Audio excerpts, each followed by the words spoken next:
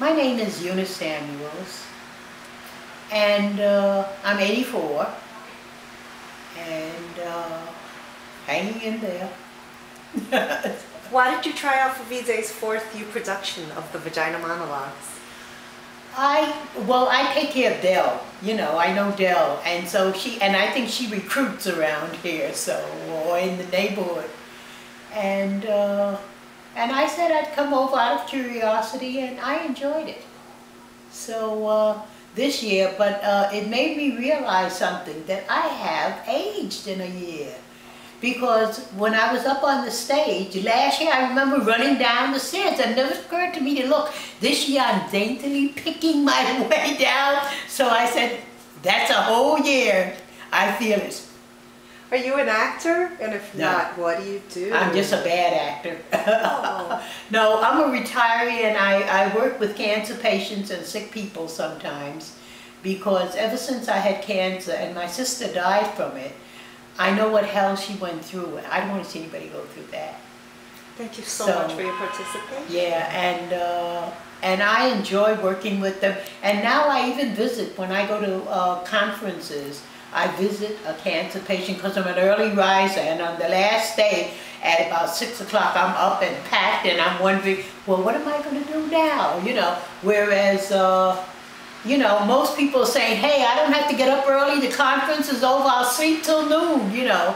So I started doing that in Minneapolis. I went to an educational conference there, and I belonged to the cancer lobby. So we had just gotten them a grant for the Mayo Clinic. So on the last day, I went to visit the Mayo Clinic. Excellent. And I had a lot of ID, a lot of cancer patient and advocate and, you know, representative. So when I went, they were very nice. They were so happy to have that grant, and they showed me all around. So the next time I went to Minneapolis, I said, well, now what am I going to do today? You know, I couldn't go, I didn't want to go back there, so, but I decided to go to the University Hospital and ask to see a cancer patient who doesn't have visitors. And that's how I started. I got hooked on that, you know, going to see cancer patients, and you meet the most amazing people. You're an amazing person. Thank you. You're welcome. Yeah, well, I met Miss Flowers, and the funny part about it is when I first went, I went in and asked them in the lobby, you know, I'm a cancer survivor, and I have this ID, you know, and I'd like to see a cancer patient that has no visit. And they said, oh, that's a nice idea. And they sent me up to the cancer floor. So when I went to the cancer floor, I told the nurse, spoke to the nurse, and they said, oh, that's a nice idea, but you have to speak to the head nurse.